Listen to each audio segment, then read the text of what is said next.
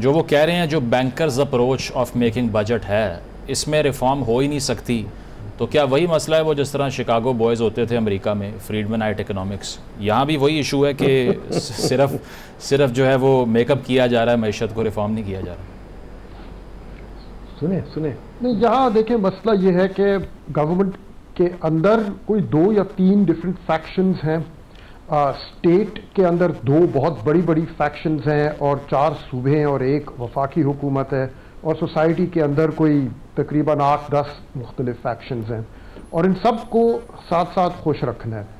अब रिफॉर्म अगर करना होगा, आप किसी भी किस्म की तब्दीली लाएंगे या चेंज लाएंगे, इसमें से कोई ना कोई कहीं ना कहीं तो नाराज़ होगा, दैट कांट बी अदरवाइज। और अगर किसी भी गवर्नमेंट ने अपना ये काम रख लिया कि किसी को नाराज़ मत करने दो, किसी को नाराज मत हो, सबको थोड़ा थोड़ा कुछ ना कुछ दिलवा दो, जो ज्यादा शोर मचा रहा है उसकी बात मान लो, उसको कुछ ना कुछ दे दो ताकि बहुत ज्यादा जो निज़ाम है वो इधर उधर डिस्टर्ब ना हो। अगर ये काम गवर्नमेंट अपना बना लेगी तो जाहिर बात है चीजें स्टेबल तो रहेंगी। जिस बात वो कह रहे हैं कि स्टेबिलिटी हम लोग ले आए हैं, वो तो आ गई है, नो डाउट। इन्फ्लेशन जो है has been extinguished largely, exchange rate stable रहा है, एक्सटर्नल डेफिसिट्स पाकिस्तान के बिल्कुल सरप्लसेस बन चुके हैं अब करंट अकाउंट में। फिस्कल डेफिसिट जो था, रेवेन्यू टारगेट तो मिस हो गया, लेकिन साथ साथ प्राइमरी बैलेंस में सरप्लस आ गया, स्टेबिलिटी तो आ गई। और इस बजट में भी जो शोर मचा रहा है, हमारा दफाई बजट जो है वो 18.4% इंक्रीज उसमें आया है, तकरीबन the same amount of increase जो रेवेन्यू कलेक्शन में है। 19% रेवेन्यू टारगेट है, 18.7% इंक्रीज डिफेंस में है। ये तो हमें पता था कि आना है, बिकॉज अभी वॉर से हम लोग निकले हैं। उसके साथ रियल एस्टेट वालों को रिलीफ मिल गई है, उसके साथ आपके जो एक्सपोर्टर्स हैं इंडस्ट्री, उनके रॉ मटेरियल्स में कस्टम्स ड्यूटी में कमी आ गई है। मारा कौन जा रहा है इसमें? मारे वो लोग जा रहे हैं जिनके पास नेशनल कॉन्वर्सेशन में वॉइस नहीं है, जिनको कोई ऑर्गेनाइज्ड इंटरेस्ट रिप्रेजेंट नहीं करता। सैलरीड लोग मारे जा रहे हैं, फ्रीलांसर्स और ई कॉमर्स की जो डिजिटल एक इकॉनमी पाकिस्तान में पैदा हो रही है, उनके ऊपर बहुत सख्त आए हैं मेजर्स। एग्जैक्ट अभी सारे जो हैं वो मैं अभी तक पढ़ रहा था, आई थिंक आने वाले दिनों में हम अब्सॉर्ब करेंगे।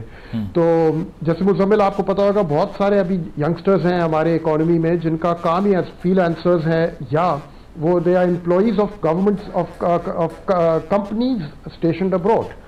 तो कोई यहाँ पाकिस्तान में बैठ के ऑनलाइन वो काम करता है और उसकी कंपनी जो है वो शायद कैलिफोर्निया में बेस्ड हो, या कंपनी शायद मलेशिया में बेस्ड हो। ये बहुत कॉमन हो गया अब यंग लोगों में। It's 21st century work space.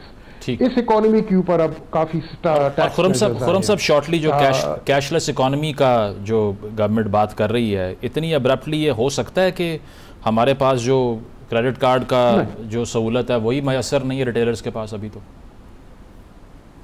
हाँ नहीं, आई थिंक जो पॉइंट ऑफ सेल मशीन्स के जरिए ये कह रहे हैं कि रिटेलर्स के ऊपर मजीद टैक्स लगा के, और रिटेलर्स में से हम लोग through point of sale collection of taxes increase करेंगे। ये भी पहले ट्राई कर लिया गया, आपको याद होगा, ये था मेरे ख्याल में शौकत तरीन का बजट था 2022 का, या हाँ फिस्कल ईयर 2022-21-22 का जो बजट था, सही उसी प्लान को लेके उसको थोड़ा सा और उसमें उन्होंने मेजर्स डाल दिए हैं, नंबर 1। नंबर 2, जिस चीज़ का भी आपने भी जिक्र किया, कैशलेस जाने का, these are minor revenue collection measures. थोड़ा बहुत इनसे शायद कुछ रेवेन्यू आ जाएगा। डॉक्यूमेंटेशन तो खैर I don't think so at all, उसके लिए आपको काफी स्ट्रॉन्ग किस्म के मेजर्स चाहिए होंगे, द काइंड ऑफ मेजर्स जिनका बैकलैश आता है, जिन पे शोर मचता है और गवर्नमेंट को फिर कहना पड़ता है कि भाई हम तो ये करेंगे रिगार्डलेस, लेकिन वो तो नहीं होता हुआ नजर आ रहा बिल्कुल भी। सही। नदीम साहब आपकी तरफ आता हूँ, ये जो खुरम साहब बात कर रहे हैं कि सबको खुश रखने वाली जो अप्रोच होती है, इससे तो ऑब्वियसली वो प्रेशर एक्सर्ट हो जाता है, और फिर उस प्रेशर को बर्दाश्त कौन करता है? वही सैलरीड क्लास जिसकी बात हो रही है। और अगर इसको हम कॉस्मेटिक चेंजेस भी कह लें तो वर्ल्ड बैंक की जो रिपोर्ट है जिसमें बताया गया कि 44% ऑफ पाकिस्तानीज पॉवर्टी लाइन से नीचे गुजारा कर रहे हैं, स्टैगरिंग नंबर है, उसमें तब्दीली किस तरह से फिर आएगी? अगर गवर्नमेंट कह रही है इन्फ्लेशन हमने कम कर दी है, तो ऑन ग्राउंड तो वो रिफ्लेक्ट नहीं हो रहा। मुजम्मिल साहब, 2-3 बातें। पहली चीज़ तो हर मुल्क में वेस्टेड इंटरेस्ट होते हैं, जो खुरम साहब ने बयान किया है वो हर मुल्क का यही हाल है, पर फिर भी मुल्क चेंजेस ले आते हैं। जैसे मैंने बताया ना, अर्जेंटीना में मिले ले आया ट्रंप, अमेरिका में ले आया। अमेरिका में कोई वेस्टेड इंटरेस्ट कम तो नहीं है, पूरा जो ये था फॉर्मर सोवियत यूनियन कंट्रीज, वहाँ मैं खुद गया था, हमने चेंजेस लेके आए थे। ये नहीं कि बाकी दुनिया में ये हालत नहीं। पॉलिटिशियन में दम होता है, हमारे पॉलिटिशियन ना दम है ना अकल है, क्वाइट फ्रैंकली। ठीक है। दूसरी चीज़ जो मैं कहूँगा रियल एस्टेट के बारे में, मैं तो नहीं अगेंस्ट रियल एस्टेट। अली असनान ने कहा था कि हमारी कोई एग्रीमेंट है, नहीं, बिल्कुल नहीं। अच्छा, आई थिंक रियल एस्टेट को we should treat it as a sector that is just as productive and we should make it work. तीसरी बात जो है टैक्सेशन पे जो हमारा जोर रहा है पिछले 70 साल से, अगर 70 साल से एक चीज हम करने की कोशिश कर रहे हैं टैक्स करने की, वो काम नहीं चलता, तो हमें कुछ और भी सोचना चाहिए। ये जो आइंस्टाइन ने लॉन्ग टाइम अगो कहा था कि insanity is doing the same thing over and over again expecting different results. हम हर साल टैक्स को छेड़ छेड़ के टैक्स इकट्ठा करो, वाइडन करो, टैक्स नॉट बढ़ाओ, ये बातें नहीं चली भाई। अब कुछ और भी सोच लो। ग्रोथ जो है, ग्रोथ होगी तब जब आप इन्वेस्टमेंट की तरफ देखें। खुर्रम साहब ने कहा स्टेबलाइजेशन होगी, मैं नहीं मानता। स्टेबलाइजेशन जब होती है करंट अकाउंट ठीक हो गया पर रिजर्व्स आपके बढ़े नहीं, रिजर्व्स वहीं के वहीं हैं बल्कि कम हो रहे हैं। ठीक है। एक्सचेंज रेट आपने छोड़ी नहीं इसलिए रिजर्व नहीं बढ़ रहे, आप डिफेंड कर रहे हैं एक्सचेंज रेट को, वहां से रिजर्व गिर रहे हैं आपके। तो आपकी कोई चीज सही नहीं। अभी आपने टैरिफ रिफॉर्म किया, आई होप, मैंने अभी आई डोंट अंडरस्टैंड इट, मैं अंडरस्टैंड करूंगा फिर पता चलेगा।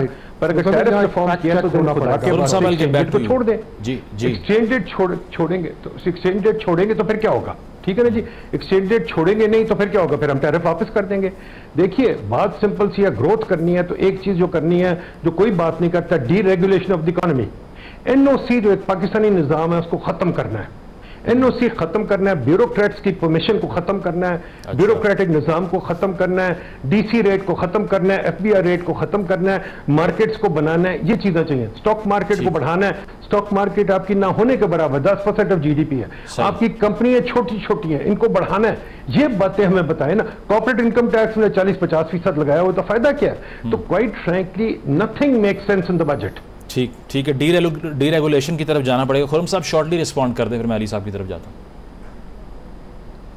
देखिए स्टेबलाइजेशन तो आई है, आई थिंक इसको क्वेश्चन करना कोई वो बेतुकी सी बात है। नदीम साहब की बात इस हद तक सही है कि रेवेन्यूज के ऊपर हमारा सारा फोकस रहता है, इन्वेस्टमेंट के ऊपर नहीं जाता। ये बात बिल्कुल सही है। एंड आई थिंक रेवेन्यूज के थ्रू नॉट ओनली स्टेबिलिटी लाने की कोशिश की जाती है, लेकिन उसके साथ साथ उसी के थ्रू इंसेंटिव्स देते हैं फिर आगे का। अगर कोई इंडस्ट्री चलानी है तो उसको टैक्स की छूट दे दो तो वो इंडस्ट्री चल पड़ेगी, या उसको प्रोटेक्शन दे दो कस्टम ड्यूटी के जरिए तो वो फिर इंडस्ट्री चल पड़ती है। ये पूरी अप्रोच गलत है। ठीक है। और आई थिंक इन्वेस्टमेंट की तरह को सेंट्रलाइज करना बहुत जरूरी है बिसाइड्स रेवेन्यू। लेकिन एक्सचेंज रेट को छोड़ा हुआ है, एक्सचेंज रेट को सपोर्ट करते हुए रिजर्व्स नहीं यूज किए जा रहे, इनफैक्ट उल्टा हो रहा है। स्टेट बैंक तो मार्केट से जाके रिजर्व्स डॉलर्स खरीद रहे और अपने रिजर्व्स बिल्डअप कर रहे हैं। तो ये